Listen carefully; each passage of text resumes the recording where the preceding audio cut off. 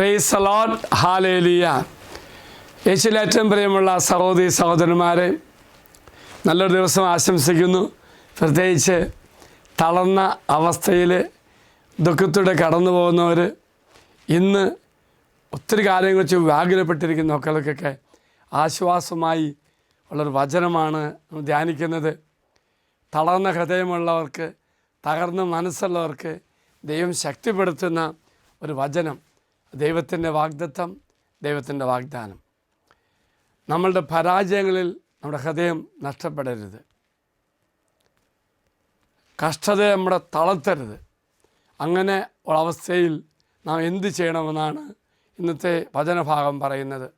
ജെറമ്യാ പ്രവാചകന്റെ പുസ്തകം 58-ാം അധ്യായം 6-ാം വാക്യത്തിൽ വായിക്കുന്നു, എളിയവൻ നിലവിളിച്ചു, കർത്താവ് കേട്ടു, എല്ലാ കഷ്ടതയിൽ നിന്നും അവനെ രക്ഷിക്കുകയും ചെയ്തു.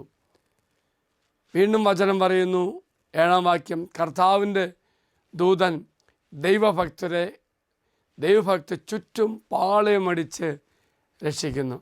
പ്രിയമുള്ള സഹോദരി സഹോദരന്മാരെ, വചനം പറയുന്നത് എന്താണ്? നമ്മുടെ ഏതവസ്ഥയാണെങ്കിലും അവസ്ഥ നമ്മളെ ഭാരപ്പെടുത്തുമ്പോൾ, ദുഃഖത്തിലാത്തുമ്പോൾ, ഹൃദയം തളർത്തുമ്പോൾ എന്ത് ചെയ്യണം? ദൈവത്തെ വിളിക്കണം. ദൈവത്തെ വിളിക്കുമ്പോൾ സ്വർഗത്തെ ദൈവം നമുക്ക് ഉത്തരം തരും.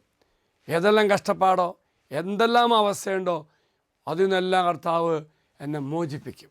Price the Lord, hallelujah. ദൈവം എൻ്റെ പ്രാർത്ഥന കേട്ട്, എൻ്റെ നിലവിളി കേട്ട് കർത്താവിനെ അനുഗ്രഹിക്കും. അതുകൊണ്ടാണ് സങ്കീർത്തനം 34-ാം അധ്യായം 6-ാം വാക്യത്തിൽ പ്രാർത്ഥനയുടെ ഈ ശക്തിയെക്കുറിച്ചും ദൈവത്തിൻ്റെ സഹായം ലഭിക്കുന്നതിനെക്കുറിച്ചും സംസാരിക്കുന്നു. ഓർക്കുക പ്രിയമുള്ളവരെ, ഏറ്റവും നിസ്സാരമാണെന്ന് തോന്നുന്ന അവസ്ഥയിൽ പോലും, ദുരിതം അനുഭവിക്കുന്ന വ്യക്തികൾക്ക് പോലും അവരാവശ്യത്തിൽ ദൈവത്തോട് നിലവിളിക്കുമ്പോൾ ദൈവൻ്റെ പ്രാർത്ഥന കേൾക്കുകയും എനിക്ക് ഉത്തരം തരികയും എല്ലാ കഷ്ടപ്പാടിൽ നിന്നും എന്നെ വിടുവിക്കുകയും ചെയ്യും. പ്രിയമുള്ള സഹോദരി സഹോദരന്മാരെ, ഈ 2 വചനത്തെ വെളിച്ചത്തിൽ ഇന്ന് ഈ ദിവസം നമുക്ക് പ്രാർത്ഥിക്കാം. നമ്മുടെ പ്രയാസങ്ങളും നമ്മുടെ ദുഃഖങ്ങളെല്ലാം ദൈവസന്നിധിയിലേക്ക് സമർപ്പിച്ച് പ്രാർത്ഥിക്കുമ്പോൾ കർത്താവ് എൻ്റെ പ്രാർത്ഥന കേട്ട്, എൻ്റെ നിലവിളി കേട്ട് കർത്താവിനെ അനുഗ്രഹിക്കും.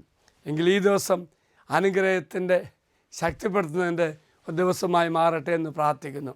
പ്രഭാതം മുതൽ പ്രദോഷം വരെയുള്ള ഓരോ നിമിഷവും ഈശോയുടെ കൂടിയായി ഈശോ സന്നിധിയിലേക്ക് നമ്മുടെ നിയോഗങ്ങൾ സമർപ്പിച്ച് പ്രാർത്ഥിച്ച് അനുഗ്രഹം പ്രാപിക്കാൻ ദൈവം നമ്മെ സഹായിക്കട്ടെ.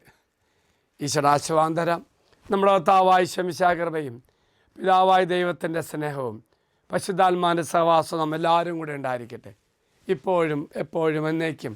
ആമേൻ. ഒരു നല്ല ദിവസം എല്ലാവർക്കും ആശംസിക്കുന്നു. കർത്താവ് എല്ലാവരെയും അനുഗ്രഹിക്കട്ടെ.